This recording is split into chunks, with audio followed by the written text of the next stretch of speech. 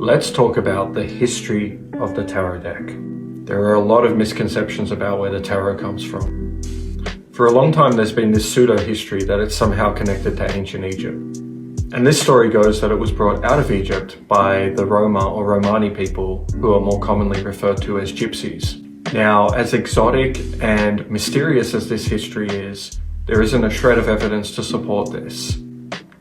It's actually the product of French occultists and their imagination. In fact, even the word gypsy is a contraction of Egypt. And this was because Europeans at the time believed that the Romani people had come from Egypt, and this was used as a racial slur. DNA studies and linguistic studies now tell us that the Romani people come from India, not Egypt, as people used to think. Although they used other forms of divination, it doesn't seem like tarot was used by the Roma until after it was attributed to them by Court de Gebelin, a French occultist.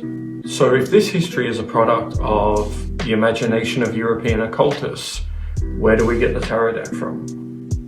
The good news is there's actually a lot of historical evidence that traces its really interesting journey into Europe. And this journey starts a long time ago in China with a card deck that consisted of 4 suits. All 4 suits were forms of currency, and there were 10 cards to every suit. From China, they make their way into India and Iran, and there are some Ganjifa cards which are quite interesting and look a lot like modern court cards. But in Iran, we get the addition of the court cards. So our court cards are our king, queen, knight, and page. In Iran, there were different variations of the court cards. They were all male courts at this time. Next, we get to Egypt. Not ancient Egypt, the Mamluk Empire of Egypt, much more recent. So the Mamluks were a caste of Turkic slaves in Egypt who actually rose to become the leaders. And we're talking about the 1200s AD here, and these playing cards become very popular in the Mamluk Empire. And I do mean playing cards. These are the same deck. The tarot deck and the playing cards are the same deck. The next part is my favorite part. The cards then move into Al-Andalus, Andalusia, Muslim Spain. There are still decks of the Mamluk cards in museums in Turkey, and you can actually get replications of the Mamluk deck online. Muslim Spain was extremely advanced, and a lot of esoteric knowledge came out of there. We get the Picatrix, which is a Spanish document written in Arabic. This is also where Kabbalah, Jewish mysticism, was born. This is where the Zohar was written, and Kabbalah was likely significantly influenced by Spanish Sufism. And we know this because parts of the Zohar are clearly lifted from Ibn Arabi's work. But there was a lot going on in Muslim Spain, and this is where we get a lot of the cool theories about linking the tarot to Ibn Arabi's work, to the Templars. Might not be solid evidence for those things, but they're still pretty cool. From Muslim Spain, the cards then arrive in Italy, and this is where we get our first complete tarot decks with the major arcana. The oldest deck that resembles the deck that we know is the Visconti Sforza, and between various decks we have almost a complete deck. There was only a few cards that had to be recreated.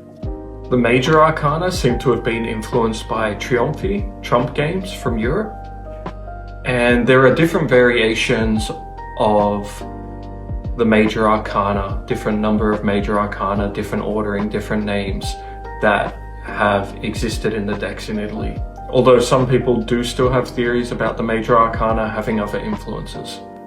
The Visconti Sforza deck seems to date to around the mid-1400s. The cards still seem to be used primarily as a card game, although it should be noted that people were using the cards for divination even in Spain, even before they got to Italy. There are church records of people being persecuted for using the cards for divination. So the idea that divination only came hundreds of years later doesn't seem to be strictly true.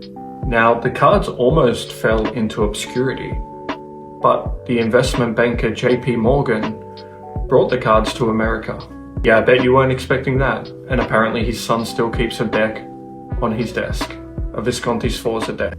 Now we're getting close to the most famous deck, the one we all recognize. The Rider-Waite-Smith deck was created by Arthur E. Waite, who was the head of the Golden Dawn, and Pamela Colman Smith, who was a member of the Golden Dawn.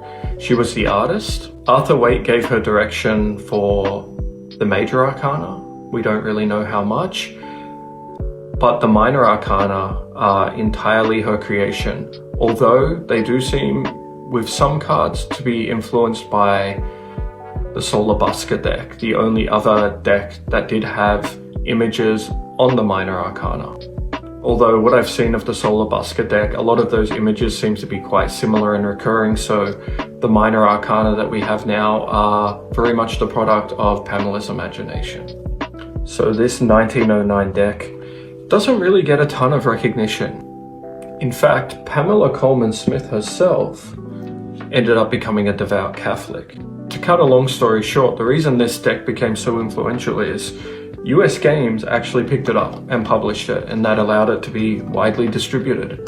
So this deck, with its iconic box with the magician on the front, had a real resurgence in the 1970s, 80s, the late 1900s. And building on the links that the European occultists made to spirituality, the occult, Kabbalah, these cards became interpreted in a symbolic fashion for spiritual insight, divination. And so that's the actual history of the tarot deck, based on what we know from written historical sources and the evidence.